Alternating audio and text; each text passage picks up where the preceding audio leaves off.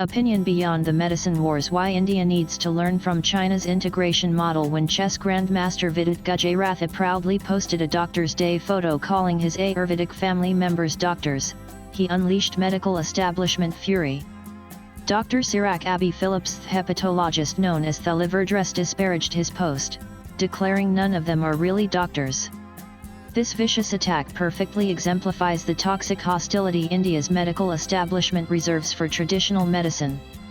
My own ex previously Twitter battles with Dr. Phillips revealed the same ugly pattern in ideological warfare which trumps any real scientific curiosity or inquiry. Hey, race my honest take: if a loved one had a major accident, I'd rush them to a modern hospital without hesitation. But once past the crisis and into recovery, I'd recommend Ayurvedic healing, yoga, pranayama, aligned diet. For chronic conditions, there's solid research backing Ayurveda's effectiveness. Positing one modality as evidence-based medicine champion and the other as pseudoscience smacks of the quackery the medical establishment accuses others of. Rather than serve patients, or science, it only serves to deny. When I visited China, I was struck by how seamlessly they've woven traditional medicine into their modern healthcare fabric. Walk into any major hospital and you'll find TCM departments running alongside surgical wards. Patients don't see contradiction. Many still consider these TCM hospitals even while receiving cutting-edge medical procedures and surgeries. This isn't accidental, it's smart policy. Under Xi Jinping, China has passed 26 policies elevating TCM to national treasure status. The 2017 Traditional Chinese Medicine Law mandated TCM institutions in public hospitals, while the 2016 to 2030 strategic plan allocated 50 billion yuan for development. Ironically, even communist China embraced traditional medicine, while our homegrown progressives remain stuck in old dogma. TCM and Ayurveda are sister sciences which share ancient DNA.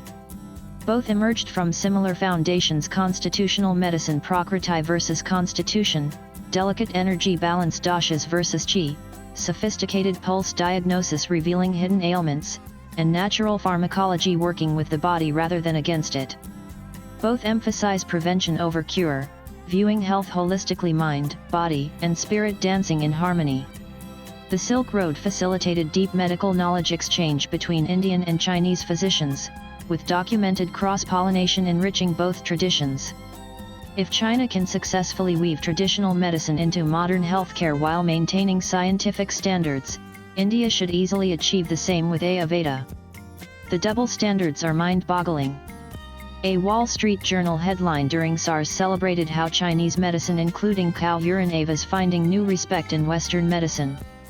The same substance routinely mocked by India's medical establishment gained international recognition when China's protocols actually worked. Meanwhile, pranayama gets serious study in Western universities, with researchers documenting measurable cardiovascular benefits in peer-reviewed journals.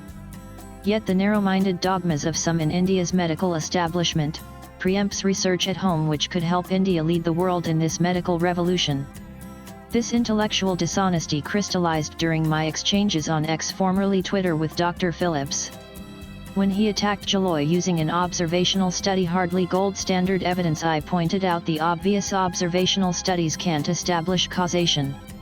Moreover, his study failed to confirm the tested substances were actually Jaloi contamination might have caused the reported liver damage.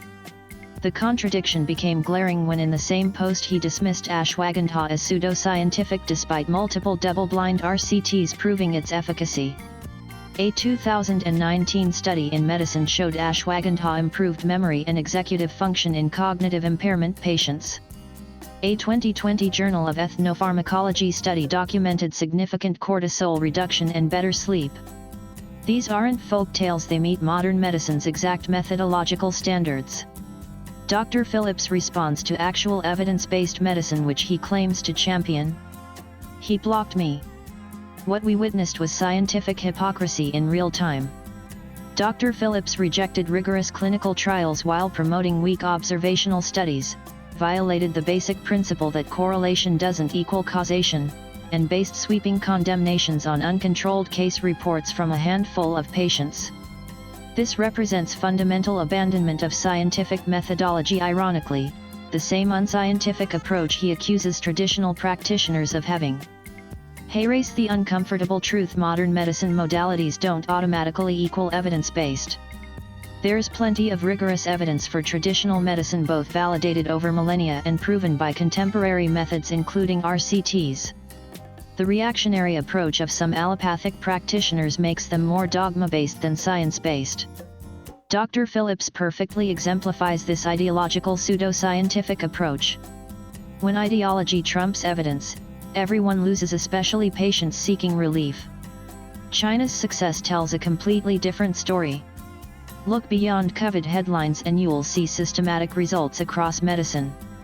Their stroke rehabilitation protocols blending traditional Chinese medicine with conventional therapy show significantly better outcomes, improved modified Barthel index scores, and enhanced neurological function versus Western medicine alone.